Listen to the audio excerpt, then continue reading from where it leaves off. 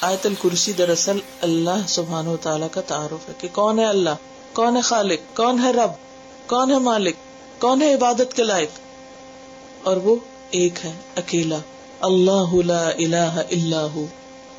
کیوں؟ اس لیے کہ الحی اور القیوم ہے، اس لیے کہ لا تأخذہ سنۃ ولا نوم ہے، اس لیے کہ لہ ما فی السماوات و ما فی الارض ہے۔ اور آسمانوں کے علاوہ زمین، چلے آسمان تو ہماری پہنچ سے باہر ہے، لیکن زمین کا حال کیا ہے؟ زمین تو ہمارے پاؤں کے نیچے ہے، اور عمریں گزر گئی لوگوں کو زمین پہ چلتے، سوتے، کھاتے، پیتے، بیٹھتے، اس کو ایکسپلور کرتے، لیکن ابھی بھی زمین کے اندر جو کچھ ہے وہ سارے کا سارا انسانوں نے نہیں جانا۔ صرف اس پہ چلنے والے جانوروں کی قسمیں بھی ساری نہیں دیکھی انسان، اور وہ سمندروں کے اندر جو کچھ ہے وہ تو ابھی بہت ہی دور کی بات ہے۔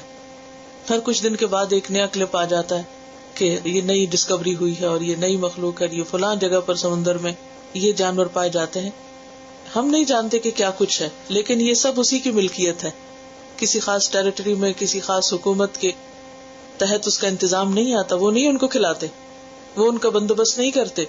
ان سب کو پیدا کرنے والا، ان کو پالنے والا، ان کو کھلانے والا، ان کا نظام سنبھالنے والا وہ وہی ہے، اور اسی کی ہم سب عبادت کرتے ہیں، اور سب کو اسی کی عبادت کرنی چاہیے، اور اس کی عبادت میں کوئی اور شریک نہیں ہو سکتا، کیونکہ کوئی اور ایسی صفات رکھتا ہی نہیں۔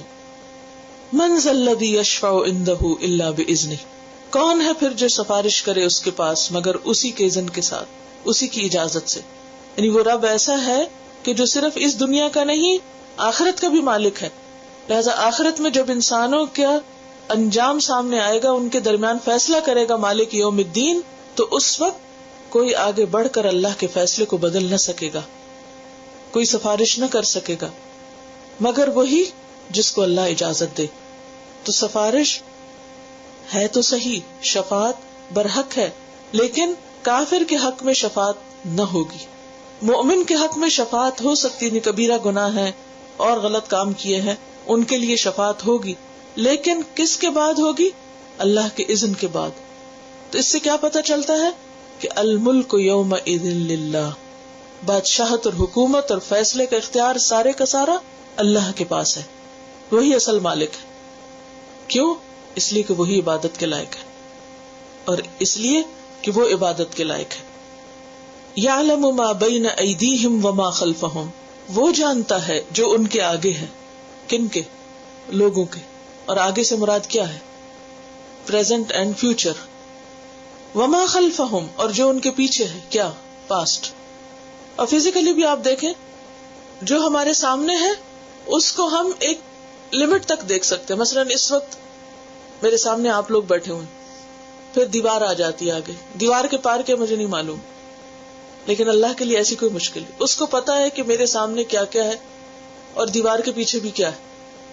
میرے پیچھے کیا مجھے نہیں معلوم، مثلا ہاں یہ ہے کہ دیوار ہے ایک، اور دیوار کے پیچھے کیا ہے، اب کون گزر رہا ہے وہاں سے یا نہیں گزر رہا ہے، یا خالی ہے وہ جگہ، اور اس سے پار اور اس کے پیچھے نہیں پتا، لیکن اللہ کو سب معلوم ہے۔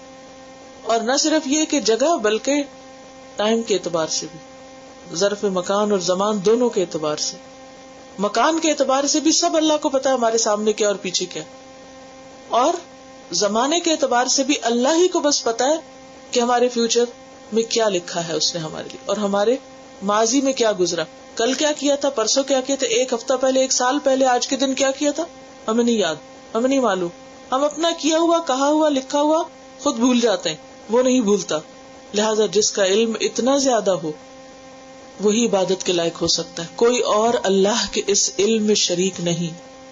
کوئی دوسرا انسان، کوئی دوسرا جن اور ملائکہ میں سے کوئی بھی یہ صلاحیت نہیں رکھتا۔ وَلَا يُحِيطُونَ بِشَيْءٍ مِّنْ عِلْمِهِ إِلَّا بِمَا شَاءَ، اور نہ اس کے علم میں سے وہ کسی چیز کا احاطہ کر سکتے مگر جتنا وہ خود چاہے۔ یعنی اس کا علم ہر چیز پر چھایا ہوا ہے، ہر چیز جانتا ہے وہ، اور کوئی اور اس کے علم کو نہیں جانتا، کوئی اور اس کے علم میں سے کچھ نہیں لے سکتا مگر جتنا اللہ خود دینا چاہے۔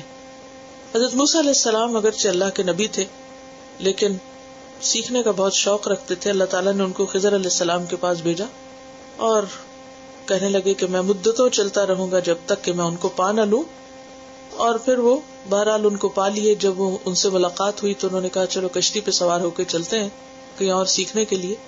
تو ان کے ساتھ وہ ٹریول کرتے ہیں. جب وہ کشتی پہ بیٹھتے ہیں تو ایک چڑیا آتی ہے جو سمندر میں سے ایک قطرہ پانی لیتی. تو خضر علیہ السلام کہتے کہ دیکھو میرا اور تمہارا علم اللہ کے علم کے مقابلے میں اتنا بھی نہیں جتنا سمندر کے مقابلے میں اس چڑیا کی چونچ میں قطرہ ہے. تو بات یہ کہ اللہ کے علم کا تو کوئی احاطہ کر ہی نہیں سکتا.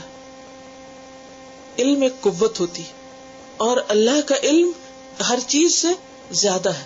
اور کرسی کے مقابلے میں جو عرش ہے وہ کتنا بڑا ہے. جیسے اس صحرا میں ایک مندری تھی. یعنی اب آپ اس نسبت کو یوں قائم کر سکتے ہیں کہ ساتوں آسمان اور زمین کرسی کے مقابلے میں کتنے, جیسے صحرا میں پڑی ہوئی ایک رنگ, اور کرسی عرش کے مقابلے میں کتنی ہے, جیسے صحرا میں پڑی ہوئی رنگ. تو پھر آپ سوچ سکتے ہیں کہ اللہ کا عرش کتنا بڑا ہے. ہمیں اس کی کیفیت نہیں معلوم, لیکن یہ صرف ایک مثال سے سمجھائی گئی بات کہ اس کی عظمت اور اس کی وسعت کا تم اندازہ کر ہی نہیں سکتے کہ وہ کتنا بڑا ہے.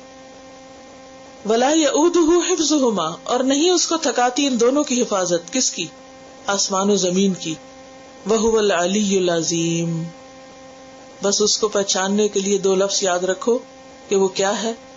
العلی العظیم, بہت بلند, بہت ہی عظمت والا ہے. بس اس کے لیے بڑائی ہی بڑائی ہے. اس کا تصور آتے ہوئے کیا ذہن میں آئے کہ وہ بہت ہی بڑا ہے, ہر چیز سے بڑا ہے. اور اسی کا اظہار ہم کرتے ہیں کب؟ ہر نماز کے اندر اٹھتے بیٹھتے اللہ اکبر اللہ اکبر اللہ اکبر. تو یہ ہے دراصل وہ بڑی آیت جو اللہ کا تعارف کراتی ہے اور اللہ کے ہی معبود ہونے پر دلائل دیتی. یعنی اس ایک آیت کے اندر بہت ساری چیزیں بیان ہوئی, اور سب سے بڑی چیز کیا کہ اللہ بہت بڑا ہے, اسے بڑا سمجھو اور وہی عبادت کے لائق ہے. کسی اور کو اس کے ساتھ شریک مت ٹھہراؤ.